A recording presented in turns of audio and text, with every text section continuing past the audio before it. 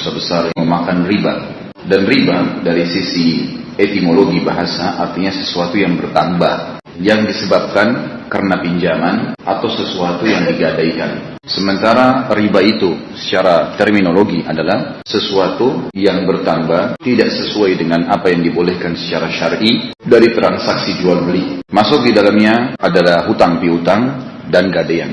Riba ini Allah subhanahu wa ta'ala tidak bolehkan, dan Allah mempertemukan antara riba dengan transaksi jual beli. Allah subhanahu wa ta'ala menghalalkan transaksi jual beli dan mengharamkan riba. Riba lebih dasar masuk ke masalah dua hal tadi, hutang piutang dan juga gadai. Saya kasih contoh, seseorang kalau mengatakan kepada temannya, saya pinjamkan kamu duit 1 juta rupiah, kamu harus mengembalikannya 1.100.000 tambahan riba. Kalau seseorang, contoh yang lain, menentukan persentase, tidak harus jumlah. Seperti misalnya saya pinjamkan 1 juta, saya pinjamkan 100 juta, saya pinjamkan 1 miliar. Lalu saya minta agar dikembalikan atau diberikan setiap bulan keuntungan persentase dari modal. Misal 5% setiap bulan, 10% setiap bulan. Sama halnya masuk ke hutang dan transaksi jual beli.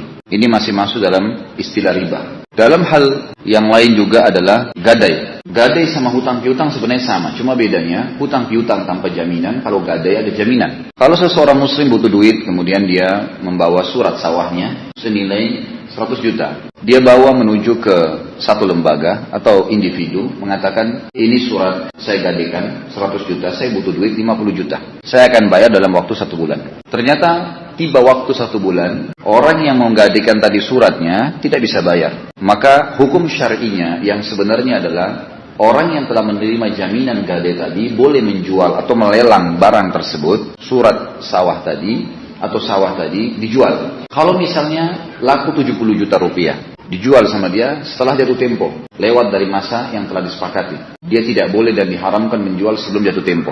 Kalau dia sudah jual laku 70 juta, maka dia mengambil uang dia yang 50 juta dan 20 juta harus dia kembalikan kepada pemilik sawah. Tidak boleh dimakan sama dia, tidak boleh diambil. Pengambilan ini namanya riba, karena dia memaksakan datangnya keuntungan atau tambahan tanpa ada hal yang berhubungan dengan hukum syar'i membolehkan. Karena ada 2 jenis investasi dalam Islam, ada yang boleh dan tidak boleh.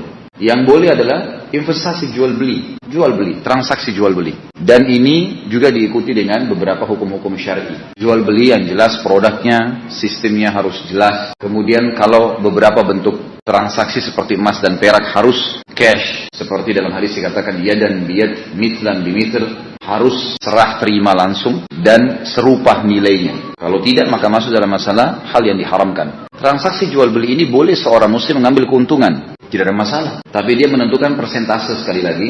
Misal, bukan dari modal tapi dari keuntungan. Ada usaha saya akan buka sebuah proyek bangunan building di sebuah jalan raya di Jakarta misal. Nilai bangunan 10 miliar. Lalu saya bekerja sama dengan sebuah instansi atau individu. Silakan bangunkan pada saya akan jual nanti. Dan saya akan bayar kepada Anda. Atau saya akan ajak Anda ikut partisipasi. Partisipasi di sini dalam hitungan atau dalam kesepakatan jual beli. Kalau seandainya laku, maka dari keuntungan kita akan bagi 50-50%. Dari keuntungan 60-40. Dari keuntungan 70-30. Halal. Tapi sekali lagi kembali kepada masalah tadi yang saya jelaskan di awal. Kalau ditentukan persentase dari modal, saya mau, kata instansinya atau individunya meminjamkan uang, setiap bulan Anda memberikan kepada saya keuntungan 5% dari modal. Ini nggak boleh. Ini masuk dalam masalah riba. Tapi kalau umumnya kayak tadi, bagi hasil 50-50%, 60-40, maka itu dibolehkan dari keuntungan. Sebagaimana juga persentase ini ditarik dalam masalah kerugian. Jadi dalam laba dan rugi. Seperti misalnya pada saat perusahaan bangkrut, maka masing-masing menanggung kerugian 50-50%. Kalau yang menanggung hanya pihak pengelola, masuk dalam masalah gharar. Gharar adalah salah satu yang diharamkan partnernya riba ini. Karena kalau riba bertambah tanpa sebab syar'i, seperti utang piutang dan gadai tadi saya berikan contoh, kalau gharar bisa merugikan salah satu dari dua pihak. Baik itu karena akad yang terpaksa ditandatanganin, atau akad yang tidak jelas, atau keadaan yang mendesak dia, sehingga akhirnya dia mengiyakan saja. Ini gharar. Kasusnya tadi misal ada orang yang rugi investasi dengan seorang muslim, kemudian rugi usahanya. Betul-betul sudah didatangkan data-data ini rugi. Tapi pemilik modal nggak mau tahu, saya nggak mau tahu. Saya harus kembali uang saya, minimal. Ada bahkan yang lebih parah, masuk dalam riba dan gharar, menggabungkan keduanya. Dia mau modalnya balik dan tetap kesepakatan atau keuntungan harus dikasih. Padahal dalam kondisi perusahaan rugi. Ini nggak boleh. Gharar hukum. Nabi SAW mengharamkan transaksi gharar, merugikan hal-hal dari dua belah pihak. Jadi riba ini sesuatu yang tidak dibolehkan. Dia umumnya masuk kepada jenis investasi yang kedua. Yang pertama bolehnya persentase keuntungan dari modal yang diinvestasikan. Dan ada investasi yang sifatnya jasa, hutang dan gade. Tidak boleh ada keuntungan di situ. Disepakati oleh para ulama dalam hutang, piutang dan gade tidak boleh ada keuntungan. Ini memang murni jasa. Ini investasi akhirat. Ada investasi transaksi yang dibolehkan mengambil keuntungan. Riba satu-satunya dosa yang Allah Subhanahu wa taala izinkan untuk diperangi pelakunya. Ini kata para ulama tafsir menandakan dosa ini sangat berat. Imam Az-Zahabi rahimahullah mengangkat di dosa besar ketujuh memakan riba. Dalil pertama adalah surah Al-Baqarah 278 sampai 279. Yang bunyinya a'udzubillahi minasyaitonirrajim ya ayyuhalladzina amanu taqullaha wa dharu ma baqiya minar riba in kuntum mu'minin. Fa in lam taf'alu fa'dhanu biharbin minallahi wa rasulih wa in tubtum falakum ru'usu amwalikum la tadhlimuna wa la tudhlamun. Hai orang-orang yang beriman, bertakwalah kepada Allah. Tunduk dan patuhlah hanya kepada Allah, satu-satunya pencipta segala sesuatunya. Kerjakan semua yang diperintahkan dan tinggalkan semua yang dilarang. Dan tinggalkan sisa riba yang belum dipungut. Kalau sudah sampai kepada kalian hukum ini, maka tidak boleh lagi dipungut hasilnya. Kalau dulu kita pernah utangkan orang kemudian memberikan bunga, misal 100 ribu, atau kita berikan 100 juta tiap bulan, dia harus bayar ditambah 10% dari 10 juta yang dia bayar. Jadi 11 juta tiap bulan. Sudah berjalan 3 bulan misalnya. Berjalan. Sekarang baru dia tahu hukumnya. Maka yang lalu itu sudah jadi halal buat dia. Karena kalau dia tidak tahu hukum. Tapi kalau dia tahu hukum maka haram. Harus dikembalikan. Kalau dia baru tahu hukum, maka Allah Subhanahu wa taala mengatakan wadharu ma baqiya minar riba. Jangan dilanjutkan mengambil sisa riba itu yang belum dipungut. Jika kalian benar-benar orang yang beriman. Maka jika kalian tidak mengerjakan atau tidak meninggalkan sisa riba, tetap saja mau bermain dengan riba, maka ketahuilah bahwasanya Allah dan Rasulnya akan memerangi kalian. Makna memerangi di sini adalah diperintahkan pemerintah Islam atau orang yang punya kekuasaan dari kaum muslimin untuk memerangi orang-orang yang memakan riba ini. Dan jika kalian bertaubat, berhenti mengambil riba itu dan tidak lagi memakai sistemnya, maka bagi kalian pokok harta kalian, kalian tidak menganiaya dan tidak pula dianiaya. Jadi kalau seandainya memang sudah tahu faham hukumnya, maka diambil modal yang kita miliki, lalu yang sisanya tidak boleh lagi diambil ribanya. Saksi bahasan kita adalah jelas sekali Allah dan Rasulnya akan memerangi pemakan riba. Kemudian ayat yang kedua diangkat oleh beliau adalah Al-Baqarah 275. Bunyinya a'udzubillahi minasyaitonirrajim. Alladzina ya'kuluna ar-riba la yakumuna illa kama yakumul ladzi yatakhabbathu asy-syaitanu minal mas. Dzalika bi annahum qalu innamal bay'u mithlu ar-riba wa ahallallahu al-bay'a wa harrama ar-riba. Faman ja'ahu maw'idhatun min rabbih fantaha falahu ma salafa wa amruhu ila Allah. Wa man 'ada fa ulaika ashabun nari hum fiha khalidun. Orang-orang yang memakan riba tidak dapat berdiri melainkan seperti berdirinya orang yang kermasukan syaitan lantaran penyakit gila. Kata para ulama, subhanallah, makna ayat ini, kalau orang terus ngotot bertahan dengan ribanya, maka dikhawatirkan di akhir hidupnya Allah tutup dengan kegilaan. Ini bukan masalah menakut-nakuti, tapi firman Allah begitu. Kecuali dalam keadaan, kata ulama, dia tidak faham hukum. Tapi kalau dia faham hukum tetap saja dia ngotot, maka ancaman ini kena padanya. Orang yang memakan riba, kalian akan lihat tidak bisa berdiri kecuali seperti orang yang kesurupan syaitan. Karena penyakit gila. Sebagian ulama mengatakan penyakit gila disebutkan di sini bisa bermakna memang gila seperti yang dikenal, atau dia akan tertimpa penyakit yang membuatnya susah seperti orang gila. Susah makan, susah berdiri, susah berbicara. Bisa saja yang dimaksud di sini gila adalah bukan hanya gila seperti yang kita fahami, tapi ulama tafsir mengatakan bisa terkena penyakit yang membuatnya seperti orang gila. Orang gila itu seperti orang bingung, tidak tahu harus buat apa. Mau makan nggak ngerti harus makan apa, mau minum nggak tahu minum apa, mau berdiri nggak tahu harus kemana, dan seterusnya. Keadaan gila ini lebih global sehingga banyaknya orang yang terus memaksakan diri memakan riba sementara sudah sampai padanya hukum, ancaman ini kena. Dikatakan yang demikian itu karena mereka berkata, jadi kalau dinasehatin tetap bebantah. Mengatakan bahwa jual beli sama saja dengan riba. Sama saja kok, apa bedanya sih? Salah satu faktornya, perbedaan adalah di akad. Kalau seseorang mau transaksi jual beli yang benar, di akadnya adalah transaksi jual beli. Si A dan si B. Si A mau membeli mobil atau mau membeli rumah. Datang kepada si B, saya mau beli mobil 200 juta, saya nggak punya duit, bisa kamu beliin saya? Saya mau beli rumah, harganya 1 miliar, bisa kamu beliin buat saya? Lalu si B berkata kepada si A, baiklah, saya akan belikan mobil 200 juta, saya akan belikan rumah 1 miliar. Tetapi, mobil ini setelah saya beli, dan rumah itu setelah saya beli, saya akan jual kepadamu. Dengan harga mobil itu 220 juta. Harga rumah itu 1,2 miliar. Kamu setuju nggak? Transaksi jual beli. Kalau saya sudah beli, saya akan jual dengan begitu. Kamu mau? Dia bilang iya. Baik. Boleh kamu bayar dalam 36 bulan. Berapa bulan pun, berapa tahun disepakati, nggak masalah. Cicilannya sah. Karena transaksinya jual beli. Bagaimana memahami dengan akad ribawi? Akad ribawi yang tidak dibolehkan adalah pihak A mendatangi pihak B tadi, individu atau instansi, lalu dia berkata, saya akan beli mobil 200 juta, saya akan beli tanah 1 miliar, boleh kamu belikan? Maka pihak B mengatakan, baik, saya siap. Semuanya saya akan lakukan, saya akan beli. Lalu ditulislah akadnya adalah pihak B meminjamkan uang senilai 200 juta. Bukan membelikan mobil, meminjamkan uang. Jadi hukumnya jadi pinjaman. Yang tadi saya bilang dari awal jadi riba. Nggak bisa ini. Transaksi jual beli beda dengan riba. Hanya masalah tipis saja. Masalah akad. Pihak B meminjamkan uang sebesar 200 juta yang akan dikembalikan dalam 36 bulan dengan bunga sekian. Akad hutang piutang dan berbunga. Ribawi. Nggak boleh. Berarti kalau dari sini kita paham sebuah hukum. Bolehkah saya KPR? Boleh. Tapi akadnya jual beli.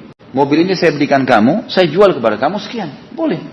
Dicicil boleh, di cash boleh. Nggak masalah. Boleh orang yang memodali mengambil untung, tidak ada masalah.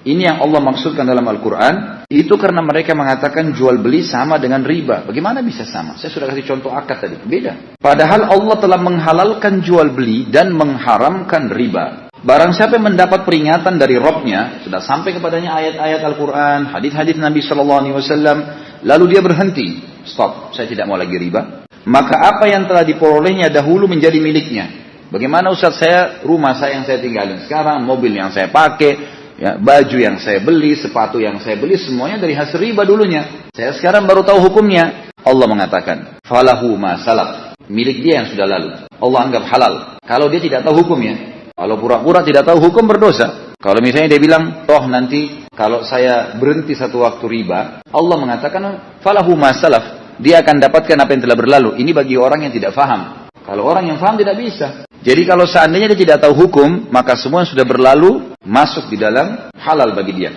Termasuk di sini jumhur ulama mengatakan halalnya seseorang yang sudah terlanjur berjalan KPR di tengah jalan. Beli rumah 15 tahun, di KPR-kan rumah tersebut, berjalan 7 tahun baru tahu hukum. Masih sisa 8 tahun lagi. Dia mau bayar cash, nggak punya dana. Dia mau berhentikan, kalau sistem ribawi bisa disita rumahnya. Ada gharar, ditarik, disita, rugi. Cicilannya hilang, rumahnya hilang, ini haram semua ini. Bagaimana caranya? Kata ulama, dia lanjutkan KPR-nya. Tapi dia tidak membuka kembali pintu riba baru. Barang siapa yang telah datang kepadanya peringatan Tuhannya lalu dia berhenti, maka apa yang telah diperolehnya dahulu menjadi miliknya. Dan urusannya terserah kepada Allah. Artinya, Allah bisa ampuni, bisa enggak. Tapi di sini, yang sudah berlalu didapatkan. Makna yang lain dari tafsir ayat ini adalah, Allah lebih tahu niatnya. Kalau dia cuma bilang di depan temannya, iya saya mau berhenti. Untuk menghalalkan apa yang telah diambil saya. Ternyata dibuka lagi pintu KPR baru. Dibuka lagi pintu ini baru. Dan subhanallah penyakit riba itu. Penyakit yang berantai. Makanya teman-teman kita yang masih bergerak di bidang ribawi ini. Seringkali pasti sistemnya akan sama.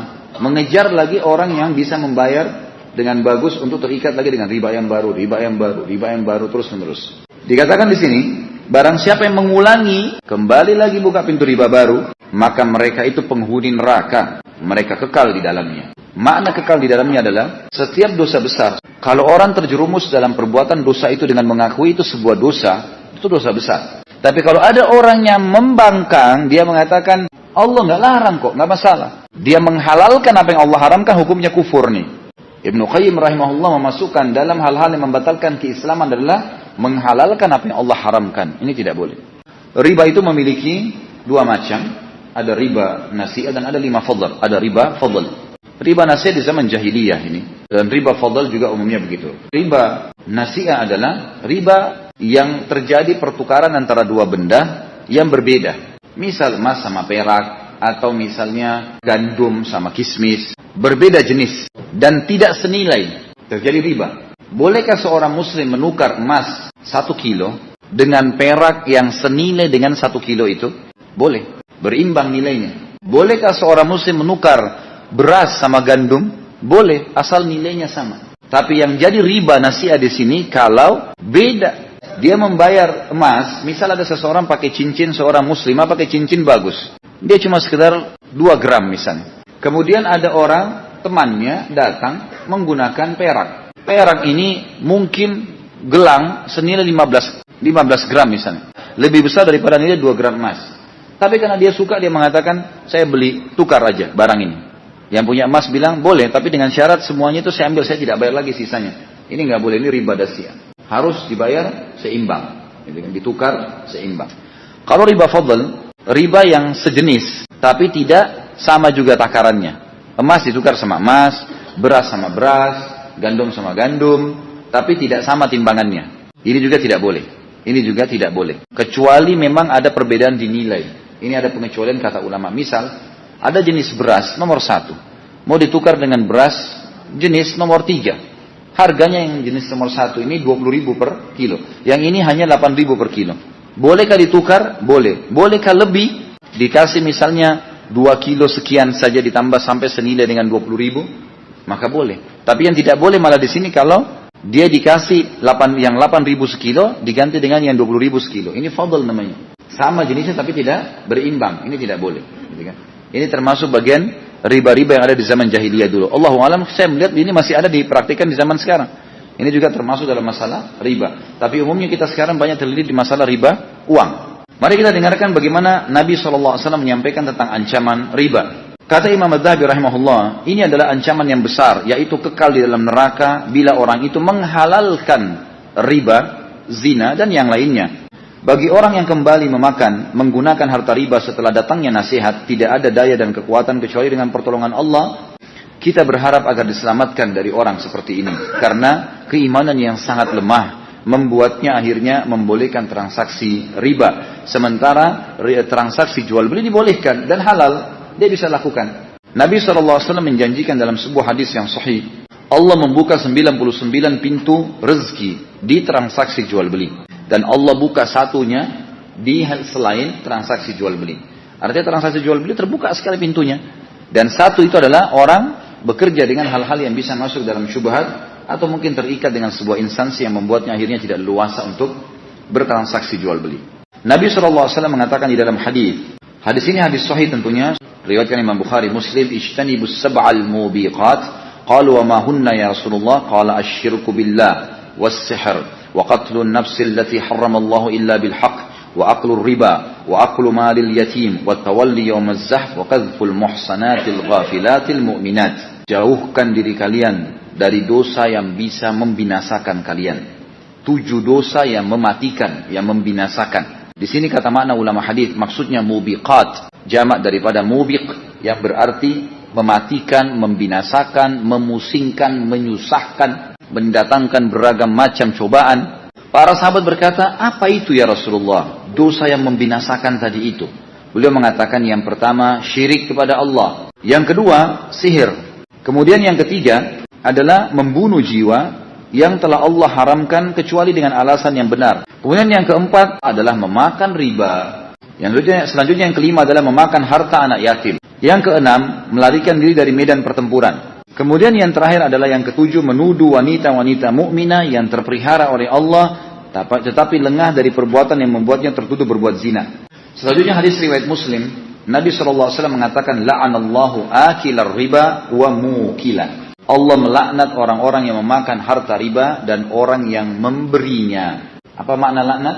Diangkat berkah hidupnya. Diangkat berkah hidupnya. Kalau makan tidak pernah cukup, tidak berkah. Kalau pakai pakaian, kalau berumah tangga, kalau berteman, kacau semuanya. Allah SWT angkat berkahnya. Dilaknat artinya diangkat berkah hidupnya. Juga riwayat Tirmidzi dengan tambahan wa syahidaihi wa katibah. Dan juga Allah melaknat orang yang menjadi saksi dan juru tulisnya. Dan isnadnya sahih. Sebagaimana disebutkan oleh Imam Tirmidzi dalam Kitabul Buyu'. Lebih jelasnya lagi disebutkan juga oleh Imam Nasai dalam Kitabuz Zina dengan lafaz anna Rasulullah SAW la'ana akilar riba wa mukila wa katibahu wa mani'as sadaqah. Bahwasanya Rasulullah SAW melaknat orang yang memakan riba, orang yang memberinya, orang yang menjadi juru tulisnya, dan orang yang tidak mau membayar zakat. Kemudian Nabi SAW juga bersabda dalam hadis riwayat Nasai, Akilur riba wa mukiluhu wa katibuhu idza alimu dzalika mal'ununa ala lisani Muhammadin sallallahu alaihi wasallam yaumal qiyamah. Orang yang memakan harta riba dan orang yang memberinya serta juru tulisnya, apabila mereka mengetahui hal itu, maka mereka terlaknat melalui lisan Nabi Muhammad sallallahu alaihi wasallam pada hari kiamat. Yang dimaksud terlaknat tadi diangkat berkah hidupnya kalau di dunia. Kalau sudah berhubungan dengan hari kiamat, artinya pada hari kiamat kebanyakan umat Muhammad sallallahu alaihi wasallam akan mendapatkan syafaat beliau. Apa itu syafaat? Pertolongan. Misal, ada seseorang dosanya 100, 1000 dosanya. Pahalanya 900. Dia butuh 100 pahala minimal untuk menyeimbangkan. Kalau dia mau lolos, dia butuh 101 pahala. Supaya memang nanti jadi 1001 pahalanya, dosanya 1000, baru bisa lolos masuk surga. Bagaimana caranya? Sudah tidak ada kesempatan beramal saleh. Satu-satunya cara adalah syafaat, pertolongan. Yang bisa berikan syafaat Rasulullah SAW. Yang bisa berikan syafaat para syuhada. Yang bisa berikan syafaat orang-orang beriman yang sudah lolos dari timbangan. Khusus untuk pemakan riba tidak akan dapat syafaat Nabi SAW.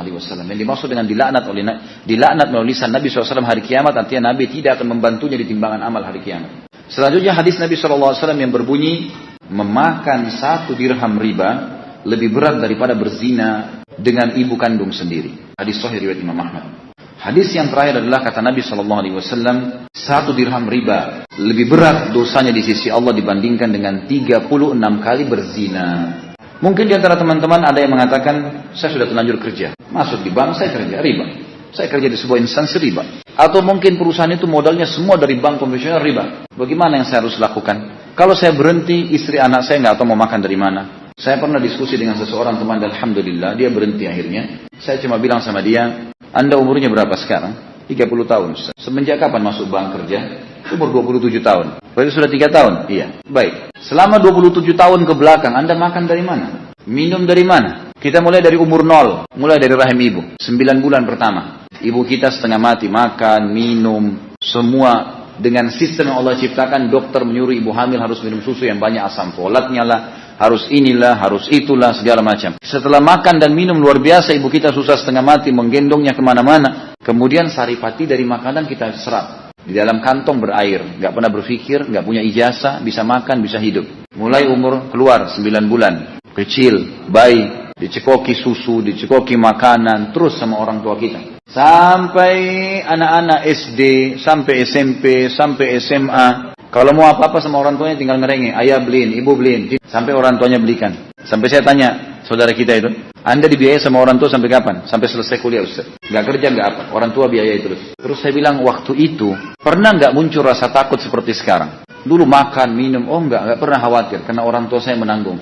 Sekarang saya khawatir karena saya menanggung sendiri. Saya bilang, berimbang gak kira-kira? Yang Anda khawatirkan selama 3 tahun dengan 27 tahun Allah kasih makan, minum gratis. Gak berimbang. Dulu belum sarjana, gak ada ketakutan. Sekarang sarjana, lebih pintar kok jadi takut nih. Dari mana pintunya nih? Coba tanya diri sendiri. Gak mungkin. Maka alhamdulillah dia bisa tangkap. Firman Allah subhanahu wa ta'ala jelas dalam Al-Quran. A'udzubillahi minasyaitonirrajim. Innallaha la yughayyiru ma biqaumin hatta yughayyiru ma bi anfusihim. Allah tidak akan mengubah nasib satu kaum sampai mereka mengubah nasibnya sendiri. Kalau Anda terus mengatakan, saya kalau keluar, saya mau beri makan apa anak istri saya. Berarti Anda sama saja mengatakan, saya tidak mau keluar. Sama saja. Kaki kita terjerumus dengan darah, kotoran. Ayo keluar. Enggak, kalau saya keluar bagaimana? Keluar dari situ. Dibersihin di luar. Kita mengubah dulu, baru Allah bukakan. Allah tidak akan mengubah nasib kaum sampai mereka memulainya dulu. Mulai dulu, tinggalkan itu perbuatan. Karena Allah haramkan. Dan yakin dengan sabda Nabi SAW. Asas agama Islam, keyakinan. Yakin. Salat, puasa, haji, jihad, apa saja. Apa yang Allah janjikan dengan pahalanya, wallahi benar. Tidak ada yang perlu diragukan. Anda sampai mati nanti, pertahankan dalam keadaan bertahan dengan apa yang Allah janjikan. Kerjakan apa yang Allah perintahkan, tinggalkan apa yang Allah larang. Wallahi masuk surga. Itu janji dari Allah dan Rasulnya. Itu asas agama kita, keyakinan. Nabi SAW, sahabat-sahabat, orang-orang saleh sebelum kita bangun di atas keyakinan. Nggak bisa ini. Kata ulama, akan kurang iman seseorang kalau dia sholat dia bertanya, apakah saya dapat pahalanya nggak ini? Benar nggak nanti akhirat saya masuk surga? Ini masih orang muslim, belum mukmin. Nggak bisa. Harus sholat yakin saya akan terima pahalanya. Ini akan mendorong dia untuk khusyuk dalam sholatnya. Karena dia tahu ini ada pahalanya nanti, ada bobot, ada hasil dari kerjanya. Ini bukan kosong ini. Harus begitu. Dan demi Allah, siapapun ngotot dalam kesalahannya, sudah sampai pada dia berita, kecuali wallahi akan datang kepada anda hukuman Allah. Nggak mungkin tidak. Ini sudah jelas. Dan Allah tidak akan turunkan tangan dari langit memberhentikan kita dari kesalahan. Allah datangkan peringatan, dikasih telinga untuk bisa mendengar, mata bisa melihat, hati kita bisa mencerna, supaya kita berubah dengan peringatan-peringatan. Kalau peringatan ringan datang kepada anda, belum anda mau tobat juga kepada Allah Azza wa Jalla, tetap mau zina, tetap mau riba, tetap mau buat dosa-dosa ini, pastikan, percaya dengan lisan saya, ini teori agama. Pasti akan datang sebuah cobaan yang lebih berat. Nggak mau juga lebih berat. Nggak mau juga sekalian Allah binasakan. Bahaya ini. Hati-hati. Berapa lama anda hidup di dunia? Dan apa susahnya menikmati yang halal? Apa susahnya? Nggak ada susahnya. Kita tidak akan pernah bisa mengubah nasib kita kecuali kita sudah memulainya sendiri. Baru Allah kasih peluang. Baru Allah kasih peluang.